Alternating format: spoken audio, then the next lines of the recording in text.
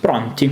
Allora, per fare questa parto con un minimo comune multiplo, quindi come sarà in questo caso? Beh, questi due oggetti sono completamente diversi tra di loro, quindi andrò a prenderli entrambi e quindi qui metterò 2 alla x meno 4 che moltiplica 2 alla x meno 2. Successivamente devo aggiungere sopra quello che manca sotto. Nel primo caso al 4 aggiungo quello che manca, ossia 2 alla x meno 2. Nel secondo caso pure aggiungo quello che manca, che però in questo caso è 2 alla x meno 4. E quindi il tutto deve essere sempre minore o uguale di 0. Poi notiamo da qui che qualcosina si potrebbe semplificare, ad esempio questo 2 qua posso andare a dividere tutta la disequazione per 2, cioè letteralmente dico diviso 2 e ovviamente il risultato non cambia, ho solo semplificato la mia disequazione, solo che così facendo al numeratore cosa rimane? Rimane 2 per 2 alla x meno 2 per 2 che fa 4 meno 2 alla x meno per meno più, quindi 4. Ho solo distribuito qui il segno meno che era rimasto, mentre qui ho distribuito questo 2. Ok, quindi il denominatore non cambia, è lo stesso di prima, sempre minore o uguale di 0. A questo punto devo fare un po' di ordine per quanto riguarda sopra. Di cosa mi accorgo? Beh, sicuramente questo meno 4 si può cancellare con questo più 4 e poi che cosa noto? Noto che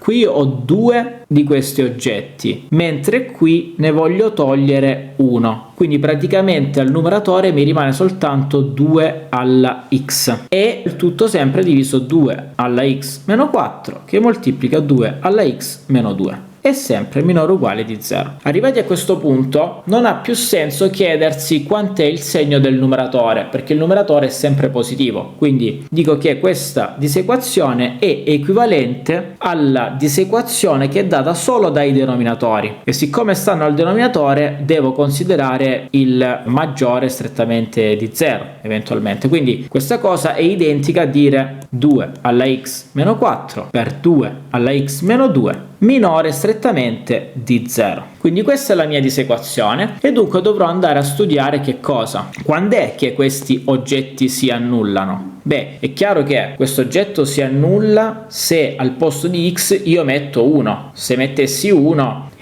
sarebbe 2 alla 1 meno 2 che fa 0. Quindi qui la soluzione della x è proprio 1, mentre qui la soluzione della x sarà 2. A questo punto che cosa guardo? Guardo l'ultima disuguaglianza e dico ok, i segni devono essere interni e quindi concludo dicendo x compreso tra 1 e 2, che è ormai dunque la soluzione del mio esercizio. Andiamo a verificare se è proprio così. Sì, è corretto. Quindi questo qui è il nostro esercizio, che visto tutto insieme sarà dunque questo.